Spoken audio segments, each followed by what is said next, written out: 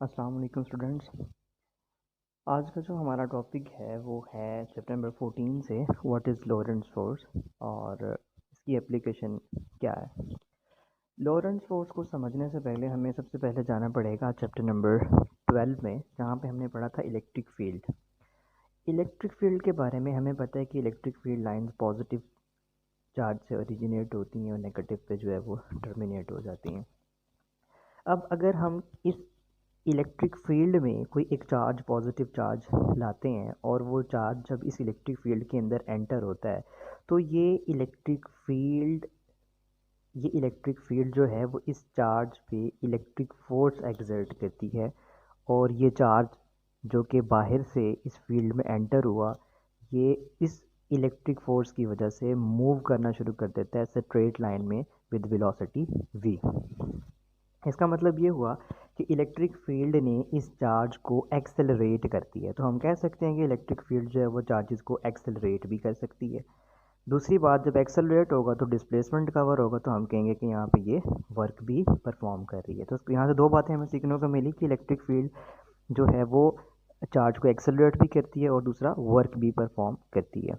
अब अगर हम कोई एक और चार्ज ले लेते हैं और इस चार्ज को यहाँ से अगर हम एंटर कराते हैं, अब अगर देखें यही जो चार्ज है, अब जब ये चार्ज इधर से एंटर होगा और अगर ये पॉजिटिव चार्ज ही हो तो ये पॉजिटिव चार्ज इस पॉजिटिव की वजह से रिपल्शन होगी और इस जब ये राइट साइड से एंटर हो रहा था तो ये एक्सेलरेट हो रहा था, जब ये लेफ्ट साइड से एंटर हो रहा था तो एक्सेलरेट हो रहा था, राइट साइड से एंटर होगा तो डीसेलरेट होगा।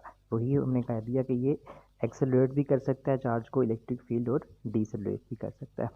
दूसरी बात, इसको हम फाइंड कैसे कर सकते हैं। सिंपल सा रिलेशन हमने पढ़ा था, E is equal to F by Q या F is equal to E Q के इक्वल। यहाँ पे क्यू वो चार्ज है जिसको हमने एंटर किया है, ई वो इलेक्ट्रिक फील्ड है जो कि इस पॉजिटिव और नेगेटिव चार्ज के दरमियान, यानी कि जो ब्लू लाइन से जो मैंने इंडिकेट किया हुआ है ये इलेक्ट्रिक फील्ड है। दूसरी बात है जी मैग्नेटिक फील्ड। मैग्नेटिक फील्ड के केस में क्या होता है कि मैग्नेटिक फील्ड को हम एफ एम से रिप्रेजेंट करते हैं। चैप्टर नंबर 14 में हमने स्टार्ट में ही पढ़ा था इस पर कि अब इसमें क्या होता है, इसमें डॉट या क्रॉस की नोटेशन हमने यूज़ की थी, हम यहाँ पे क्रॉस नोटेशन यूज़ कर रहे हैं। इसका मतलब है फील्ड इनटू दी पेपर है, यानी कि ऐसे पेपर के अंदर एंटर हो रहा है। अब अगर ये चार्ज इस फील्ड में एंटर होता है तो मैग्नेटिक फील्ड क्या करती है, इस चार्ज के पाथ को बेंड कर देती है, डिफ्लेक्ट कर देती है। इलेक्ट्रिक फील्ड ने डिफ्लेक्ट नहीं किया था, इलेक्ट्रिक फील्ड ने स्ट्रेट लाइन में मूव कराया था, लेकिन इसने इस चार्ज के पाथ को डिफ्लेक्ट कर दिया। ये बिल्कुल स्ट्रेट आ रहा था विद वेलोसिटी v, लेकिन जैसे ही ये मैग्नेटिक फील्ड में एंटर हुआ तो इसका पाथ जो है वो ऐसे कर्व होना शुरू हो गया, डिफ्लेक्ट हो गया। इसका मतलब है कि मैग्नेटिक फील्ड जो है वो चार्ज के पाथ को डिफ्लेक्ट कर देती है। तो हम यहाँ से कह सकते हैं कि जी मैग्नेटिक फील्ड ने डिफ्लेक्शन करा दी चार्ज पार्टिकल की। अब ये डिफ्लेक्शन तो हो गई है। दूसरा सवाल यहाँ से पूछा जाता है कि क्या मैग्नेटिक फील्ड वर्क परफॉर्म करती है या नहीं करती। तो यहाँ पे मैग्नेटिक फील्ड वर्क परफॉर्म नहीं करती। क्यों? क्योंकि मैग्नेटिक फील्ड अगर आप देखें तो इसकी डायरेक्शन जो है वो toward centre of the circle है, जो यहाँ पे सर्कल बन रहा है।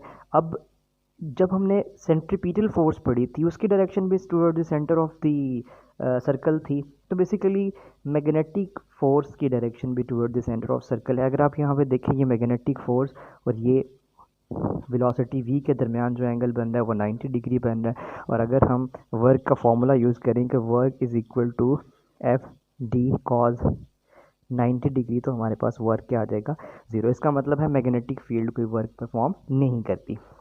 तो यहाँ से हमने ये बातें लिख ली थी, मैग्नेटिक फील्ड कोई वर्क परफॉर्म नहीं करती और जिस तरह सेंट्रीपिटल फोर्स कोई वर्क परफॉर्म नहीं करती, दोनों सेंटर सीकिंग फोर्स होगी। It deflects the straight path into circular path. अभी मैंने आपको बताया कि स्ट्रेट पाथ को ये सर्कुलर पाथ में डिफ्लेक्ट कर देंगी। कब डिफ्लेक्ट करेंगे सर्कुलर पाथ में, जब एंगल जो है वो 90 डिग्री होगा। और इसको हम फाइंड आउट कर सकते हैं इस रिलेशन से, F is equal to Q into V cross B. अब ये सारी बात डिपेंड करती है एंगल पे कि जो पार्टिकल पार्टिकल जो है ये इस फील्ड के अंदर, मैग्नेटिक फील्ड के अंदर किस एंगल से एंटर हो रहा है। यहाँ से यहाँ पे ये 90 डिग्री के एंगल से जो है वो एंटर हुआ था, तो इस वजह से ये सर्कुलर पाथ शो कर रहा है। इसका मतलब है अगर एंगल 90 के अलावा कोई होगा तो हेलिकल पाथ भी हो सकता है, डिफरेंट पाथ बनते हैं, वो हम बाद पर डिस्कस करेंगे। अब आते हैं लोरेंट्ज फोर्स की तरफ। हमने इलेक्ट्रिक और मैग्नेटिक फील्ड दोनों को डिस्कस कर लिया। पहले हमने चैप्टर नंबर 12 में इलेक्ट्रिक फील्ड को डिस्कस किया, फिर चैप्टर नंबर 14 में मैग्नेटिक फील्ड को डिस्कस किया अलग अलग से। अब हम अगर कोई चार्ज पार्टिकल प्लेस करें किसी ऐसी जगह पे जहाँ पे इलेक्ट्रिक फील्ड भी हो और मैग्नेटिक फील्ड भी हो, तो अब क्या होता है, उस पाथ को हम कहते हैं, उस वक्त जो उस चार्ज पार्टिकल पे फोर्स लग रही होगी वो क्या होगी। देखें, इलेक्ट्रिक फील्ड की वजह से चार्ज जो है वो बिल्कुल सीधा मूव करेगा, क्योंकि हमने कहा कि इलेक्ट्रिक फील्ड स्ट्रेट पाथ में मूव कराएगी, लेकिन मैग्नेटिक फील्ड जो है वो इसको ऐसे कर्व पाथ में मूव कराना शुरू कर देगी, तो कुछ इस तरह से हेलिकल पाथ बढ़ना शुरू हो जाएगा। ठीक है, तो जी इसका मतलब है यहाँ पे दो फोर्सेस हैं, इलेक्ट्रिक फोर्स भी है, इलेक्ट्रिक फोर्स की वजह से ये आगे की तरफ मूव कर रहा है, और मैग्नेटिक फोर्स इसको जो टर्न्स इसके बन रही हैं, जो सर्कुलर पाथ में मूव कर रहा है वो उसको मूव करा रही है। तो ऐसी फोर्स जो जब किसी चार्ज को प्लेस किया गया इलेक्ट्रिक और मैग्नेटिक फील्ड के दरमियान, यानी कि दोनों फोर्सेस वहाँ पे मौजूद थी उस वक्त, जब उस चार्ज पार्टिकल पे उस वक्त जो फोर्स लग रही है, इन दोनों फोर्सेस को हम जमा कर लें तो उसको हम लोरेंट्ज फोर्स कहते हैं। इसको हम किस तरह से फाइंड आउट कर सकते हैं, FL is equal to FE electric force plus magnetic force. और इलेक्ट्रिक फोर्स का फॉर्मूला भी हमने यहाँ पे पढ़ा, ये वैल्यूज पुट कर ली, तो इसको हम वेक्टर फॉर्म में इस तरह से रिप्रेजेंट कर सकते हैं। दूसरा, इसकी एप्लीकेशन के बारे में मैंने आपसे कहा था कि मैं आपको बताऊंगा।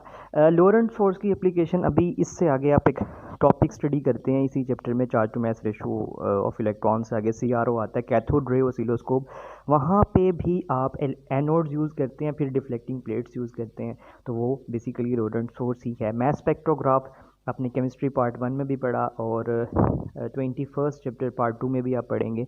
आयंस को सेपरेट करने के लिए जो है वो ये यूज़ होता है, वहाँ पे भी हम लोरेंट्ज फोर्स यूज़ करते हैं। वेलोसिटी सिलेक्टर बहुत इंपॉर्टेंट, वेलोसिटी सिलेक्टर बहुत इंपॉर्टेंट टॉपिक है। यहाँ से आपके MCQs भी बनते हैं, आपका एक न्यूमेरिकल भी यहाँ से सॉल्व होता है। यहाँ से आपसे पूछा जाता है कि जी वेलोसिटी सिलेक्टर का जो ये रिलेशन बनता है E/B, ये किसको रिप्रेजेंट करता है, इसका यूनिट क्या होता है, और वेलोसिटी सिलेक्टर की तकनीक हम यूज़ क्यों करते हैं बेसिकली।